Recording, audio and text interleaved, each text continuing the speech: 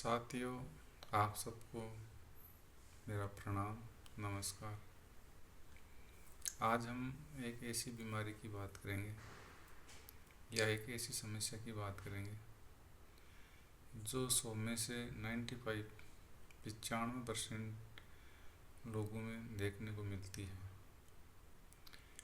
अब आप समझ गए होंगे कि ऐसी बीमारी कौन सी हो सकती है तो 95% इंसान में इसको देखा जाता है।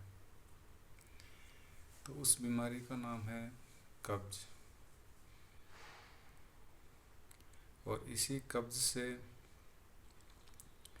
फिर अनेकों अनेकों बीमारियां जन्म लेती हैं, जैसे बवासीर है, पाइल्स है, बगंदर है, पिस्टुला है, मस्से हैं।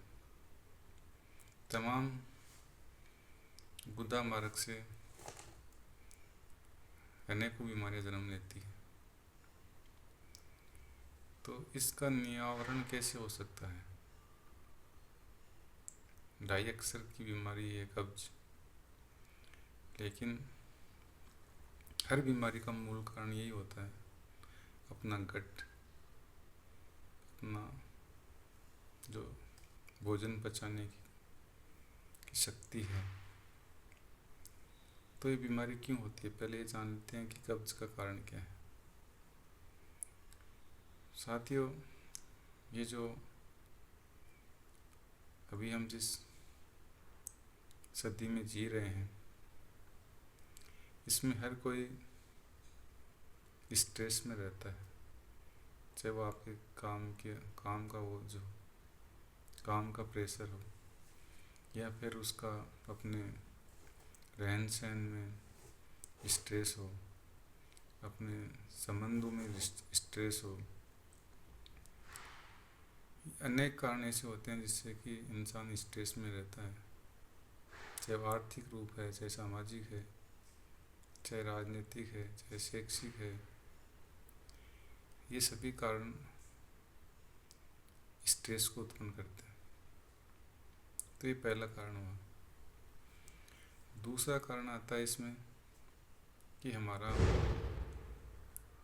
रहन सहन कैसा है, हमारी दिनचर्या कैसी है, सर्केडियन रिदम हमारा कैसा है। हम देखते हैं कि सुबह से लेकर शाम तक, रात की 10-11 बजे तक खाते रहते हैं। ये सबसे नंबर 1 कब्ज का कारण है। तीसरा हम यदि कारण देखें कब्ज का, तो वो है कि डेयरी प्रोडक्ट, चाहे वो दूध है, दही है, घी है, लस्सी है, तमाम मिठाइयाँ हैं, फैक्ट्री से बनने वाली, चाहे वो नमकीन है, चाहे चिप्स हैं, चाहे बिस्किट हैं, ये सभी कारण भी कब्ज का माना जाता है। तो ये मोटे मोटे 3-4 कारण हमने जाने। और भी कई कारण हो सकते हैं, पानी कम पीना, कई कारण हो सकते हैं। हम बात करेंगे उपाय, इसका उपाय कैसे हो सकता है, इसका निवारण कैसे हो सकता है। तो पहला हमारा जो कारण था, स्ट्रेस को दूर करेंगे। अब स्ट्रेस कोई दूर करने के लिए कोई टेबलेट नहीं है कि आपने टेबलेट लिया स्ट्रेस दूर हो गया। आपकी लाइफ स्टाइल को उसमें परिवर्तन करना होगा, आपकी दिनचर्या ऐसी बनानी होगी, कुछ समय अपने शरीर को देना होगा। जैसे हम योग कर सकते हैं, योग करने के लिए हम कुछ समय निकालें और कब्ज में इसका हम आराम दे सकते हैं, लाभ ले सकते हैं। स्ट्रेस के लिए योग बहुत अच्छी चीज़ है। कौन सा योग करें? समस्या ये आती है कि आम इंसान ये नहीं समझ पाता है कि मुझे स्ट्रेस दूर करने के लिए कौन सा योगा करना चाहिए। तो आप स्ट्रेस दूर करने के लिए ध्यान बहुत ही नंबर 1 इसका लाभ हम ले सकते हैं।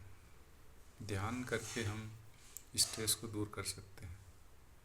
बौद्ध धर्म में यदि आप थोड़ा सा जानकारी लेंगे तो विपश्यना होता है, विपश्यना मेडिटेशन, वो सब ध्यान की क्रियाएं हैं। मैंने विपश्यना कोर्स किया है तो मुझे पता है कि विपश्यना में क्या करवाया जाता है, कैसे करवाया जाता है और उसका लाभ कैसे ले सकते हैं। तो आप लोग विपश्यना करने के लिए कहीं 10 दिन के लिए जा नहीं सकते, मोबाइल से दूर नहीं हो सकते, तो मैं कुछ आपको हेल्प कर सकता हूँ। आप खुद घर पर ही रहकर विपश्यना कर सकते हैं। विपश्यना के लिए आपको आधा घंटा, 30 मिनट, फिर 60 मिनट एकांत जगह जा कर के अपने ही घर में और अपने श्वास को देखना है। श्वास आ रही है, जा रही है, कौन से नाक से आ रही है, कौन से नहीं आ रही है, श्वास की गति कितनी है, कितनी दूरी तक श्वास बाहर निकल रही है, 4 अंगुल, 8 अंगुल, 12 अंगुल, 16 अंगुल। इस चीज़ को अनुभव करना है बंद आंखों से। हमारे से गलती क्या होती है कि हम जन्म से लेकर मृत्यु तक बाहर ही बाहर देखते हैं, अंदर हम देख ही नहीं पाते। जितना मनुष्य अंतर्मुखी हो जाएगा, अपने ऑर्गन को अंदर की ओर आंख बंद करके देखेगा, उतना जल्दी उतना स्ट्रेस उसका दूर होता जाएगा। इसके लिए आपको कोई टेबलेट खाने की ज़रूरत नहीं है, कोई सिरिंज लगवाने की ज़रूरत नहीं है। छोटा सा काम है, बंद आंखें करके श्वास को देखना। आप 1 दिन करिएगा, मैं आपको महीने, साल, 2 साल के लिए नहीं बोल रहा। 1 दिन करना है और फिर इसका लाभ उसी दिन देखना है। तो ये पहला एक उपाय जो स्ट्रेस को बहुत काफ़ी हद तक दूर कर सकता है। योगा की हमने बात की। योगा में हम भ्रामरी प्राणायाम कर सकते हैं। भ्रामरी प्राणायाम कैसे करते हैं वो आप सब जानते हैं। एक विशेष मुद्रा बना करके कान और आँख को बंद करके ओम का उच्चारण करना होता है। इसके लिए आप मेरे चैनल पर भ्रामरी प्राणायाम का एक वीडियो देख सकते हैं। तो यहाँ हम वीडियो लंबा होगा, इसके लिए हम यहाँ उस क्रिया को नहीं कर रहे हैं, बल्कि आपको इसी चैनल पर भ्रामरी प्राणायाम के कई वीडियो मिल जाएंगे। दूसरा हम उपाय लेंगे अपने खान पान का, कि कब्ज़ दूर करने के लिए हम ऐसा कौन सा भोजन करें कि इस समस्या से दूर हो सकते हैं। तो कब्ज़ के लिए पहले हमें ये समझना होगा कि हम कितना खाते हैं। दिन भर हम सुबह से लेकर शाम तक कुछ न कुछ चालू रहता है। हमारे ऋषि मुनियों ने या ये कहें कि नेचुरोपैथी में, आयुर्वेद में कहा है कि जो 1 जून का मतलब समय, एक टाइम जो भोजन करता है वो योगी होता है। 2 बार दिन में यदि भोजन करता है वो भोगी होता है, और 3 बार यदि कोई भोजन करता है तो वो रोगी होता है। तो अब मुझे नहीं पता कि आप कौन सी कैटेगरी में आते हैं। आप खुद देखिए कि हम कितनी बार खाना खाते हैं और कौन सी कैटेगरी में आते हैं, तो अपने आप इस समस्या से दूर हो सकते हैं। 2 वक्त से ज़्यादा जो भोजन करता है वो अपने बीमार होने के लिए या रोगी होने के लिए करता है। कोई कहता है कि हम नहीं खाएंगे तो कमज़ोरी आ जाएगी, ये सब अंधविश्वास है। जितना आप भूखे रहना सीख जाओगे उतना ही ज़्यादा आप बड़ी से बड़ी बीमारियों को दूर कर सकते हैं। मैं आपकी जानकारी के लिए बता सकता हूँ कि मैंने NIN national of naturopathy Ayush मंत्रालय भारत सरकार से मैंने एक्यूप्रेशर का कोर्स किया है। बनारस हिंदू विश्वविद्यालय से मैंने 2 साल का रेगुलर डिप्लोमा किया है योग पर। और देश की number 1 Ayurvedic college Dayanand Ayurvedic college Jalandhar से मैंने आयुर्वेद का कोर्स किया है। हर जगह मैंने यही पाया है कि उपवास करना ही सबसे बड़ी बीमारियों को हराना है। तो आप उपवास करके कैंसर जैसी बीमारी को हरा सकते हैं। चाहे कैंसर है, चाहे शरीर में कहीं स्टोन है, चाहे वो गांठ है, चाहे किडनी का स्टोन है, चाहे ब्रेन स्टोन है। ये क्यों होते हैं? बॉडी खुद अपने अंदर एक्स्ट्रा स्टोन को इकट्ठा कर लेती है। तो दूसरा उपाय हमारा है कि हम कितने टाइम भोजन करना है। इसी के साथ एक चीज़ और जोड़नी है कि हमें भोजन में क्या खाना चाहिए। भोजन आप करते हैं तो उसमें काफ़ी मसालेदार कुछ तड़क भड़क होती है, तो आप कम से कम मसाले खाइए, सादा भोजन करिए। और मैं आपको ये कहूँगा कि यदि कब्ज़ को हराना है तो जानवरों से जो चीज़ आती है उसको बंद करना होगा। दूध है, दही है, घी है, छाछ है, चाहे पनीर है, ये सब चीज़ें बंद करके 10 दिन देखिएगा आपकी कब्ज़ की समस्या दूर होती है नहीं होती। जिनको भी पाइल्स है, बवासीर है, बगंदर है, खून आते हैं, ये सब बीमारियों में आपके काम आएगी। तो दूसरा हुआ हमारा खान पीन, जितने टाइम करना है। इसके साथ हम खाना खाने के साथ कुछ सलाद वगैरह खाएं, और उसमें पत्तेदार सलाद ज़रूर हों। जैसे धनिया पत्ता है, पालक के पत्ते हैं, पुदीने के पत्ते हैं, पत्ता गोभी है। कच्ची सब्जी खाएं। जितना कच्ची सब्जी खाएंगे उतना ही आप हर बीमारी में, ये जो मैं बातें बता रहा हूँ ये केवल कब्ज़ के लिए नहीं है, ये बड़ी से बड़ी बीमारी जो भी है आपके, जिसको आप ये कहते हैं कि बहुत बड़ी बीमारी है, बहुत बड़ी समस्या है, उसमें भी काम आएगी। एक मैंने माध्यम कब्ज़ का लिया है, बाकी हर बीमारी में काम आएगा। भले ही आपके शरीर में कहीं पेन है, बॉडी में कहीं दर्द हो रहा है, तो भी आप ये उपाय कर सकते हैं। तो ये दूसरा उपाय हुआ। तीसरा हमारा उपाय क्या हो सकता है कब्ज़ में, कि हमारी जीवन शैली कैसी है। एक निश्चित टाइम में हम अपने दिनचर्या को अपनाएंगे। सुबह का जो भोजन है आपका, ये 8 बजे के बाद होना चाहिए, 8 और 10 के बीच में, ये नियम बनाना होगा आपको। और शाम का भोजन आपका 6 बजे तक, सूर्यास्त से पहले पहले आपका भोजन हो। ये कंडीशन है इसमें, परहेज जिसको आप मान सकते हैं, ये आपको करना ही होगा। मजबूरी है तो रात का खाना बंद कर दीजिए।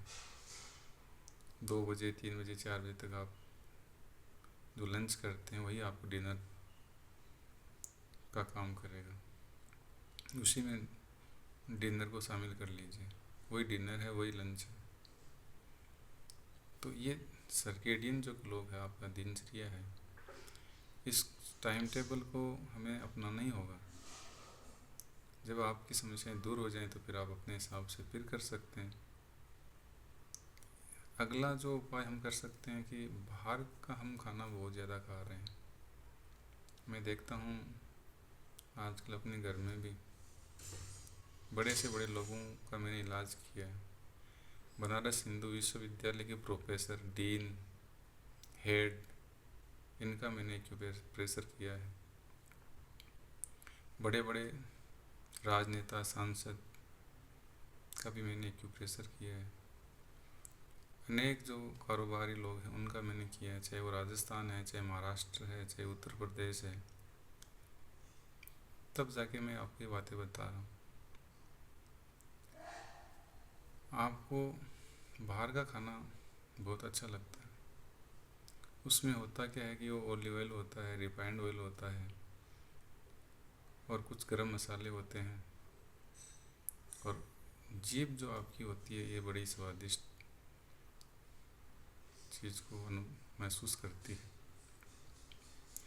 तो हम जीभ के स्वाद के लिए न खाएं, हम इस शरीर को चलाने के लिए ही खाने का प्रयोग करें। हमारा पेट कोई ये डस्टबिन नहीं है, कचरा पात्र नहीं है, इसको हम कचरा पात्र मान बैठे हैं, इसको हमने डस्टबिन मान लिया, जो मर्जी आए जैसा खा लिया, कभी कुछ कुरकुरे खा लिए, कभी बिस्किट खा लिए, कभी नमकीन खा लिए, कभी आइसक्रीम खा लिए, कभी मैगी खा लिए, कभी चाउमीन खा लिए, कभी बर्गर खा लिए, कभी पिज़्ज़ा खा लिए। ये तमाम जो प्रोडक्ट हैं ये अपना धंधा करने के लिए कंपनियां चला रही हैं। अब कौन इसमें अपना योगदान दे सकता है, वो देख कर के बीमार हो सकता है। मेरी बातें आपको थोड़ा सा सुनने में अजीब सी लगेगी, लेकिन समाधान यही है। नहीं तो आप दवा खाते रहिए, कितने दिन दवा खाएंगे, उसके साइड इफ़ेक्ट भी आप देख ही रहे हैं। अभी भी गवर्नमेंट की संस्था ने एक स्टडी की है, एक रिसर्च किया है, एक जांच की है, जिसमें 53 जो टेबलेट्स हैं, दवाएं हैं, मेडिसिन है, वो नकली पाई गई है, और वो मेडिसिन भी भारत सरकार की है। तो आप देख सकते हैं, ये तो आपके सामने है कि दवाएं कहाँ तक आपको जिंदा रख सकती है। तो हम बात कर रहे थे कब्ज़ की, इनके उपाय हम जान रहे हैं। आपको बाहर का खाना महीने 2 महीने में एक बार कर लिया वो चल सकता है, लेकिन आप इसके आदी हो गए तो ये नुकसानदायक हो सकता है। अगला उपाय मैंने जैसे बताया कि शाम का भोजन 6 बजे करना है। मैंने बड़े बड़े प्रोफेसरों के साथ मैंने काम किया है, मैं उनका इलाज किया है। मैंने देखा है कि जितने भी बड़े लोग होते हैं वो खाना भी खुद नहीं बनाते हैं, उनकी वाइफ खाना नहीं बनाती, क्योंकि वाइफ ही उनकी सर्विस करती है। तो वो कुक रखते हैं, कुक का मतलब भोजन बनाने वाली।